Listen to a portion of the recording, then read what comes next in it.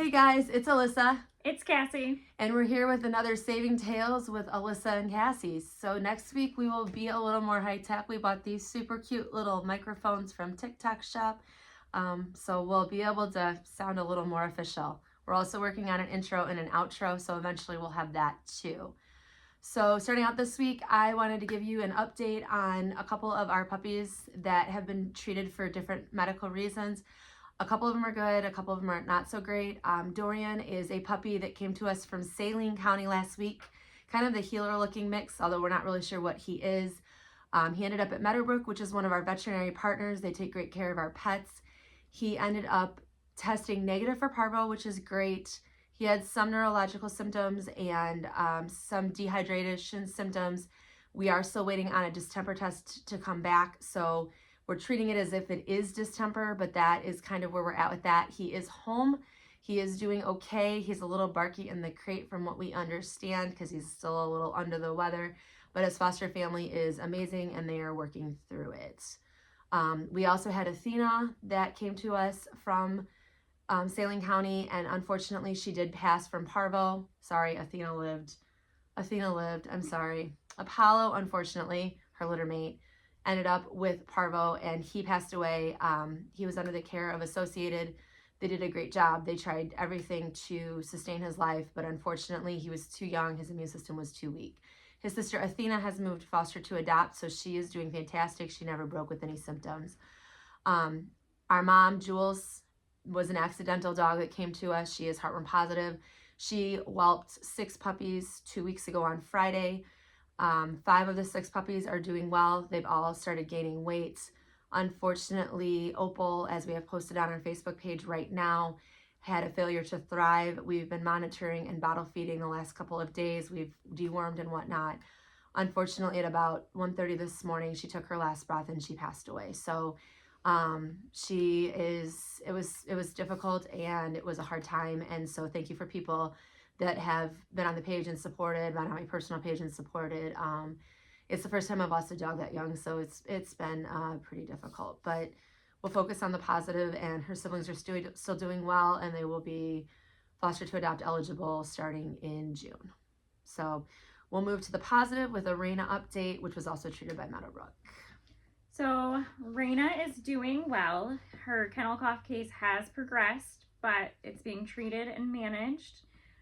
We have officially decided that she will be a hospice dog, so she's going to stay with me and my husband for the remainder of her time with us, and she's settled in well. She's happy, and we get tail wags, and she's doing great otherwise. So that's what we got with Raina. And shout out to Meadowbrook again for their assistance with that case because it was a pretty challenging case. We thank everyone for their support in raising money for her. She's so far our $2,000 plus dog that will not be adoptable. But just like Larry, our other hospice dog, their lives are worth it, and we really appreciate the support. The other major medical we had this week was actually with my foster dog, Ava Grace. She is a dog that came to us also from Saline. We pull a lot from Saline. Pretty timid with new people, so she is going to be with me because I take on a lot of the timid dogs, and she'll be with me for a while, and we'll get her adopted. She's a love. She had some flea dermatitis, and it has developed into an infection. So we have her on about 3 medications, specialized food, and whatnot. And so shout out to Mount Holly for their assistance on that case. We love all of our vet partners. Eastland and Big Hollow are 2 other vet partners, as is Whitney Vet. And so we really love all of our vet partners, and we really thank them for everything that they do to help us out and keep our dogs in great shape. You want to do the thank you for the Christy stuff? Yeah, so one of our fosters, Christy, did a 50-50, and the winner of that actually donated the winnings back to the rescue. So thank you, Christy, for organizing, and thank you, Kate, for your generous donation back to the rescue. We really appreciate it. Barshan just concluded about an hour and a half ago. We set a goal to make about $800 with the 20-ish baskets that we had, 18 to 20, I don't remember exactly. And we made $1,938 at last count. Usually we get a couple donations on top of that, so over $1,900.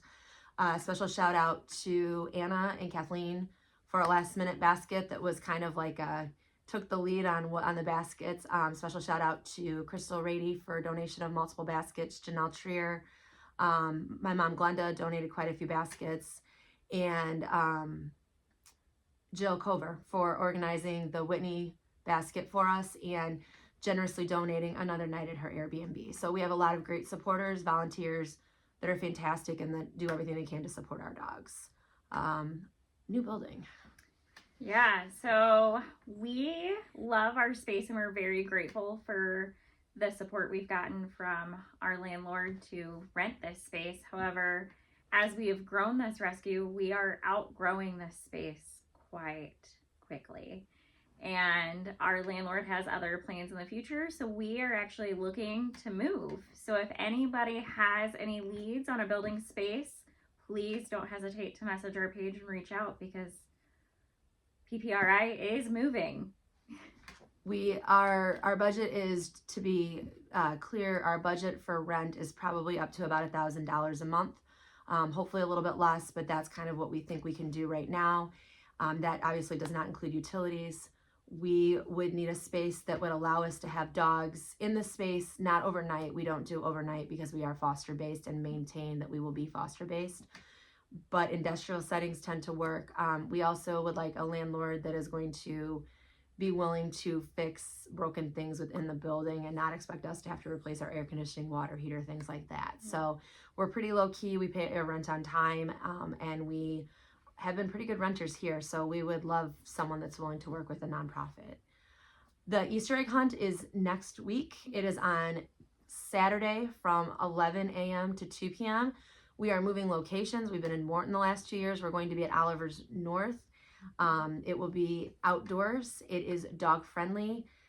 One of our volunteers, Chrissy, has a sibling that runs a photo booth business on the side, like the pop-up shops that you see at weddings. So he is bringing a pop-up booth, and we have our own logo and backdrop. And Bob the Bunny will be present. Bob's also our Santa sometimes, but Bob the Bunny will be present. And so you can get pictures with Bob the Bunny. There is a small charge for that. The Easter eggs are $7 for 5 eggs. Every single egg has a dog-related prize within it that you'll turn those eggs in, and then Glenda and a few other volunteers will hand those out to you. We will have some adoptable dogs at there, so it'll also be an outreach event. But it's fun. Everyone has a good time with it, and we're going to try to expand that for next year, but we got to plan that out a little bit more. So this will be our first time at Oliver's North. We thank them for allowing us to use their space. We thank Bob for volunteering and Chrissy's brother for bringing the pop-up booth. So we'll talk more about that and how it went next week. So I think really this week we just wanted to send a very heartfelt thank you to our fosters, our volunteers, and our supporters and our donors, because without you guys, we couldn't do some of these bigger cases. So thank you for everything you've done for our little rescue. Yep. We have the motto of we can, we will, we must. We're going to support our fosters. We're going to save lives. So Alyssa, Cassie, signing out with Saving Tales, and we'll see you soon.